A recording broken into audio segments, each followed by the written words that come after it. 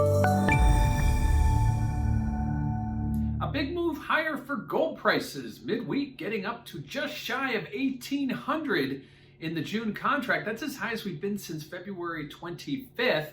Going back to the beginning of the month, we've rallied gold about 7%. So first 3 months of the year, very bearish for gold. Gold prices came down despite the fact of what we're seeing in the economy, despite the fact what we saw with the dollar, despite a lot of things. Gold prices were coming down as interest rates were going higher and cryptocurrencies were taking off.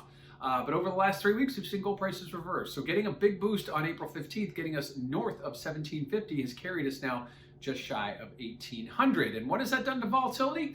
Well, if you check out that CVOL index over at cmegroup.com, you'll notice that as prices have been going up in gold, volatility's been going down. Now that's historically not what we look at. Typically when gold prices go higher, there tends to be a little bit of fear or concern priced in. We also tend to see volatility go higher as well. That has not been the case in this last rally. Yes, we've had a few days where vols have bumped higher as prices have gone higher, but the trend has remained steadily lower for volatility. So an interesting disconnect between historical price and volatility. Prices going higher, volatility continuing to nudge lower. Lastly, the positioning. Now, I know we haven't gotten a new positioning report midweek, but going back to April 15th, we saw that big move higher. 2 days prior, the positioning showed that speculators were exiting longs. So were they part of this catalyst move that got us back up north of 1750 and then carried us almost up to 1800? It'll be interesting to see at this Friday's CFTC report if we saw those speculators quickly reverse and get relong or add to their longs,